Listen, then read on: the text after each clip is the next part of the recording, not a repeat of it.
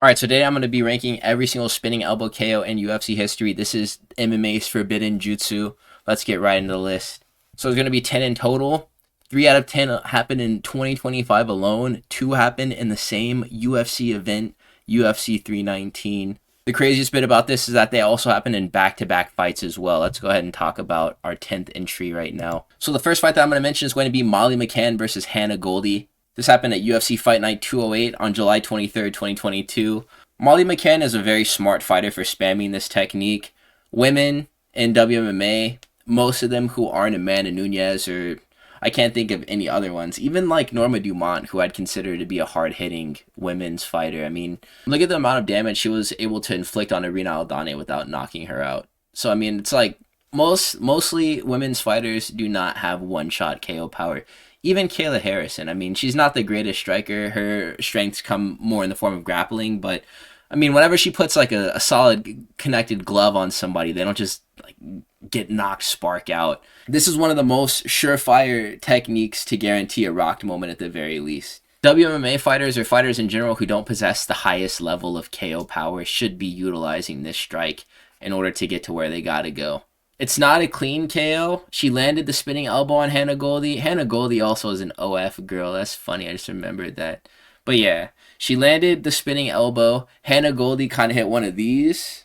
Started reaching for the invisible man. And then Molly Mccann fixed her stance again and then just threw an overhand and that landed. And that was the finishing sequence right there. It was all set off by the spinning elbow though. So it was pretty much a rock that led to the actual knockout happening. I can't place it any higher than number 10, but this is a fighter with multiple entries, so we're going to see Molly Mccann again real soon here. This is another fighter who has multiple spinning elbow KOs. His second spinning elbow KO that he landed against Danny Chavez is going to be the one that I will mention here. Landing the strike is always going to be damaging no matter who you are. And this is another guy who figured, you know, I don't have maybe the largest power in my hands to finish fights, but I mean, a spinning elbow is always going to work for me. So let me just set it up and throw it whenever I can. Ricardo Ramos is kind of like a spinning elbow merchant. He'd be spamming this strike, but it works. So I mean, if it's not broke, don't fix it. Chavez was heavily discombobulated by this strike, but additional shots were required to finish. So again, I can't rate it any higher than number 9. This is a pretty solid clip though. Danny Chavez, he was out on his feet. Like Danny Chavez looked like he got told some really bad news, or like the police told him to stop as he had like an 8-ball on him or something. That spinning elbow, flushly connecting, it'd be making dudes stressed, man. You see it on their faces. It's crazy. It'll ruin your whole week. Number 8 is Brunno Ferreira versus Dustin Stoltzfus. This happened at UFC Louisville, June 8th, 2024. Dustin Stoltzfus, he ate like 2 spinning back elbows into this fight. And this was still a standing TKO. Dustin Stoltzfus got knocked down by the strike that ended up finishing the fight. And he was walking off as the ref stopped it.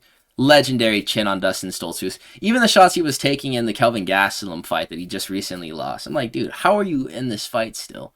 Brunno Ferreira was throwing and landing the spinning elbow at an upward angle. You could go just across, or you can go like up. I'll just probably put a photo of it. MVP likes to throw this elbow as well. He was landing it against Kevin Holland. It makes him harder to land flush, but it also makes him look cooler. So it's kind of a double-edged sword. Gian Silva was going for this same technique as well. And like, it's not as effective as going across. Stoltzfus did not sleep, even though he took a crazy amount of damage from this. Brunno Ferreira is a really mighty human anyway, so if he lands any variation of a spinning elbow on you, you're going to feel it. But yeah, number 8 is going to be Brunno Ferreira's entry. Number 7 is going to be Diego Lopes versus Gian Silva. I'm super grateful that this fight wasn't stopped in round 1 whenever Gian Silva couldn't escape mount, because we wouldn't have gotten this clip out of it. Gian Silva again was trying to land that upward spinning elbow on Diego Lopes, and Diego Lopes just kind of aped the technique but did it properly by going across. That's how you get more surface area and actually land with the point of the elbow whenever throwing the strike. I give this 1 point for the fact that Diego Lopes, this definitely wasn't something that he like drilled in the back room. This was kind of like impromptu, something that he tried to get Gian Silva back with as he was getting hit by it, but just not connecting cleanly. And Gian Silva was missing a lot too, trying to look cool, throwing the flyer looking variation of the strike other than the one that is proven to work better.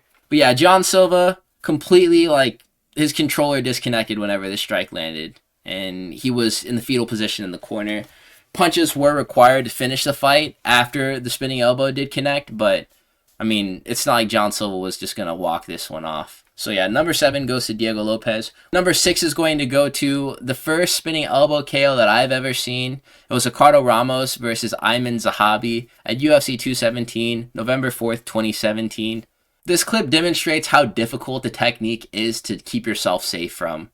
If you're throwing it across again, I mean, the only thing that you can really do is just kind of back up and get out of the way, because you're not catching this on the guard. It's going to hurt wherever it does land, even if that is just your forearms as you're posting to keep your head safe.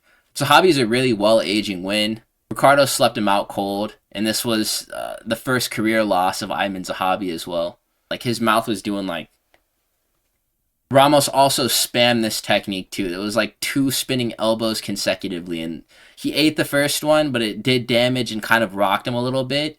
And then the second one completely flatlined Aiemann Zahabi and made him do the 1,000-yard stare, where you just kind of like gaze into the distance, which was pretty scary, but it was also lit at the same time because, I mean, he's okay. He's okay. Number 5 is going to be Dong-Hyun Kim versus John Hathaway, March 1st, 2014. This was the Tough China season finale.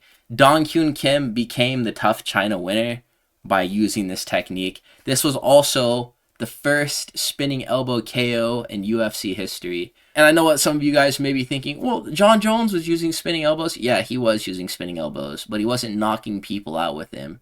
I think he might have dropped Gus in their first fight, which happened a year before this. But this was probably like seeing someone use one of those e-unicycles, you know, like the one where it's like remote controlled. It's like a unicycle, but like you put your feet here and the big old wheel is in the middle of your legs. Imagine the first time that you saw somebody using one of those out in public. This was probably the same type of experience that was had by the viewers of this event in the audience. Walk-off KO. Guy gets a trophy for doing this, man. Dong-Hyun Kim is actually a legend for being the first to knock out somebody with this technique. He's goated forever. Number 4 is another entry from Molly Mccann against Luana Carolina. This is her first knockout with the technique. She scored at UFC London on March 19th, 2022. This is only placed higher than the other two because it's a WMMA fighter. The fact that this happened to a girl is absolutely nuts. Again, the 1,000-yard stare returns. Luana Carolina was completely disoriented on the ground. It looked like she just got flashbanged. These types of women's KOs, they only usually get produced from high kicks whenever we do see them. The fact that Molly Mccann threw a spinning elbow and perfectly timed and landed it to produce this level of... I mean, look at the way that she's falling, man. Like, there's no soul in that body. That brother gone. The only thing that prevented it from being higher placed on this list is the fact that, I mean, it was 2.5 rounds of an absolute stink fight before we did get this knockout, but the build-up and the anticipation, I mean, there were no expectations, really. We're just kind of waiting for this to be over. It made it all the more sweet whenever it did finally happen. The build-up was for sure worth it. Number 3, I'd rank Carlos Prates versus Geoff Neal. This fight happened at UFC 319. 2 of the greatest spinning elbow KOs happened on the same event. The noise that this made as the elbow just kind of glanced off of Geoff Neal's head was grisly. There's no other words that I can use to describe it. It was like watching a snuff film, dude. It was gross. This fight was a complete massacre, man. And I really thought that Geoff Neal was gonna win too, which is the craziest part. This happened on August 16, 2025. Carlos Prates, it looked like he was in creative mode in this fight. Geoff Neal couldn't even touch the guy. What a way this was to beat the washed allegations for Carlos Prates, man. This guy is most certainly not washed. He's just getting started. Not the best win considering the quality of opponent, but after the Gary loss, I thought this guy would never achieve anything. I didn't think he was going to accomplish anything in the UFC, really. I thought he would lose this fight, too. This was a scary and brutal KO that silenced the haters, and it did massive damage to Geoff Neal. I just remember seeing like his head started bleeding, and it was like blood pooling by his ear. And his corner came in with a hat. His cornerman was wearing a hat. He took it off and he put it over Geoff Neal's eyes. And Geoff Neal looked like he had seen a ghost, man. It was really scary stuff. I'm glad he's okay, but man, that was a bad knockout. Number 3 for sure. I think that this was trumped by Lerone Murphy's knockout over Aaron Pico. Aaron Pico, sure there wasn't as much like visible damage produced from the knockout, but Aaron Pico was far sleepier than Geoff Neal. Geoff Neal was at least coherent enough to like try to sit up, but then he just fell back down on his back. Aaron Pico was out whenever this elbow landed. The UFC 319 main card stimulated the spinning elbow economy, and we may never see better spinning elbow KOs for the rest of the year. Famous last words, you know? Aaron Pico, he was getting set up by Lerone Murphy the entire fight before he got slept with the strike. It looked like Pico was on his way to skipping the line to get a cheeky title shot after debuting as well, because he was doing super well in this fight. He was wrestling good, his boxing was working, he was landing really good shots on Lerone Murphy, and then he switched stance while he was entering to initiate a clinch, and he just ate the meanest spinning elbow that Lerone Murphy had been working on in the back rooms as well. So it's not like this was like some one-off accidental heat of the moment type of strike that Lerone Murphy just threw because. No, this was intended to do what it ended up doing to Aaron Pico. That makes it our number 2 entry, a beautiful highlight. In my opinion, the greatest spinning elbow KO ever. And the first one that I had ever seen live, too, maybe that's the reason why it was so memorable to me, was Jiri Prochazka versus Dominick Reyes. This happened at UFC on ESPN 23, an Apex event that took place on May 2nd, 2021. This was a back-and-forth clash. I had no idea who would end up winning.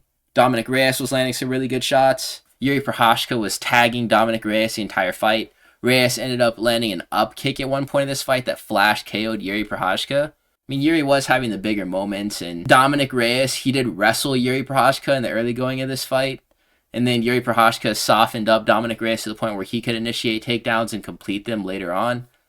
This was the debut of the antenna as well. I was really excited to see the return of Jiri Prochazka after he had debuted against Ozdemir. I never predicted in a million years that this would be the resolution of the fight.